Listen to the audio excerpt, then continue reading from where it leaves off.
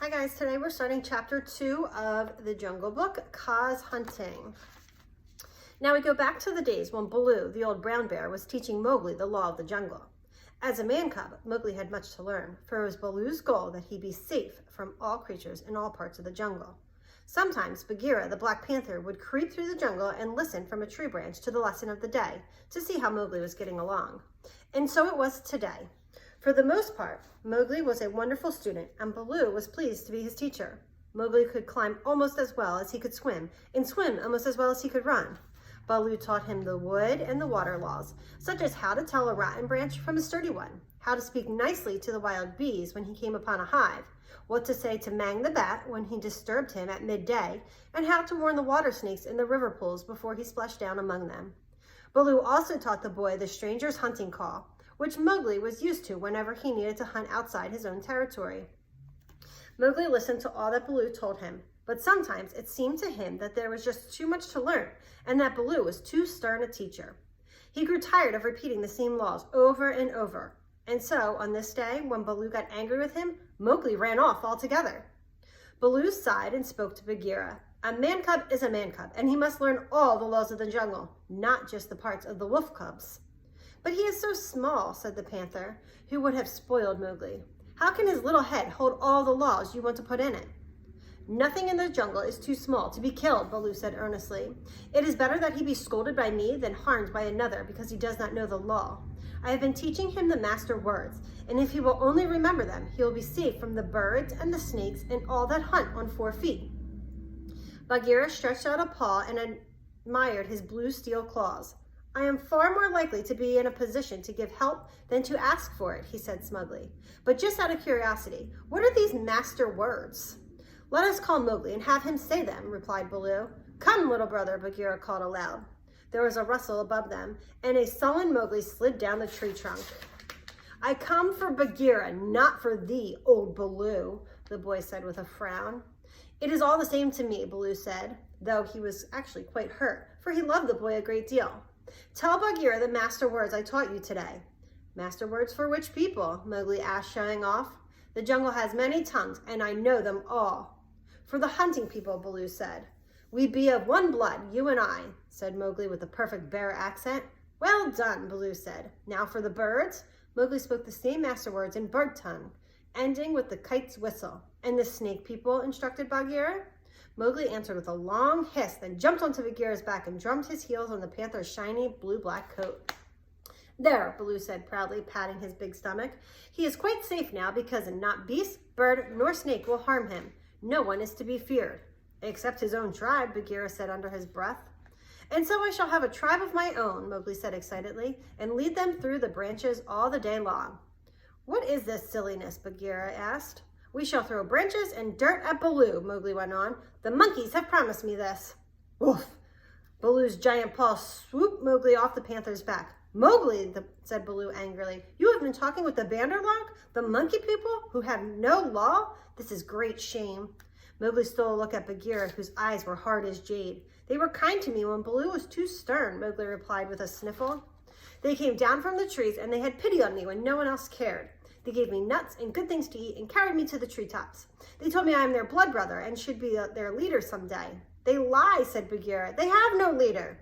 Man cub, said Baloo, his voice like thunder. I have taught you the law of the jungle for all the creatures of the jungle except the Banderlog, who live in the trees. This is because they have no law. They respect nobody. They listen to nobody. They boast that they are the great people with great plans, but then a nut falls and they forget what they just said and fight among themselves over nothing. We of the jungle have nothing to do with them. Mowgli stared at Baloo. When the bear stopped talking, the jungle seemed very silent. The monkey people want us to notice them, Baloo went on, but we do not, even when they torment us and throw nuts and filth at our heads, which they love to do. No sooner were the words out of his mouth than a shower of nuts, twigs, and dirt rained down upon them. Angry howls echoed from the treetops above.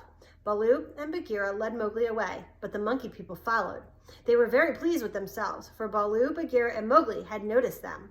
As the monkeys followed Mowgli and his friends, one of the monkey people got an idea.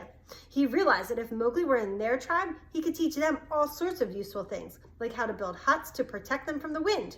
And so the monkey people decided to kidnap the man cub. Baloo and Bagheera led Mowgli through the jungle until it was time for a midday nap. By now, Mowgli was feeling very ashamed of himself, and as he settled down beneath the panther and the bear, he vowed to have nothing more to do with the monkey people. The next thing Mowgli knew, he was being pulled upward by hard, strong little hands. Then branches swiped at his face, and he was staring down through the trees while Baloo's angry cry filled the jungle, and Bagheera bounded up a tree trunk with a low growl, teeth bared. Howling with glee, the Bandar-log lifted Mowgli higher and higher. They laughed and shouted, "Bagheera has noticed us again. All the jungle sees we are skillful and cunning." Mowgli hung on for dear life. Two of the strongest monkeys held Mowgli by the arms, zooming up and down their roads and crossroads nearly 100 feet above the ground. Mowgli tried to enjoy the rush, but mostly he felt sick as he was jerked up and down, forward and backward, and sometimes flung through the air, his heart in his throat. Sometimes he could see for miles over the treetops. Then he would be hurled downward and branches would lash across his face. At first, Mowgli was afraid of being dropped. Then he became angry, and finally he began to think. He had to send word back to Bagheera and Baloo, for the monkeys were traveling so fast that his friends would soon be left behind. Looking up, Mowgli saw Ron the kite soaring in the sky as he waited for his next meal. Ron noticed right away that the monkeys were carrying something, so he swooped in to see what it was and if it was good to eat. When he saw that it was the man cub, he whistled in surprise. Mowgli quickly called out the master words for the birds, as Baloo had taught him. Ron could see Mowgli's little brown face appearing and disappearing between the branches. "Mark my trail," Mowgli said, "and tell Baloo the bear and Bagheera the panther." "In whose name, brother?" Ron called.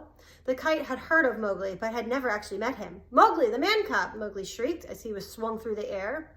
Ron nodded and then rose higher above the trees and hung in one place, watching the flight of Bandar-log and their prisoner to see where they were going. Down in the jungle, Baloo and Bagheera were sick with worry. What if they drop him? Baloo fretted. What if Mowgli forgets the master words? "Oh, put dead bats on my head. Give me black bones to eat. I am the most miserable of bears." He threw himself down on the ground and rocked back and forth, moaning. "The man cub is wise and well taught," Bagheera said calmly, "and he has eyes that make the jungle people afraid. But the Bandar-log fear no one and cannot be trusted." Suddenly, Baloo sat up. "Hathi, the wild elephant, says, 'To each his own fear.' The Bandar-log fear Kaa the python. The mere whisper of his name makes their wicked tails cold, for he steals monkeys in the night, and Kaa is always hungry. We shall go to him."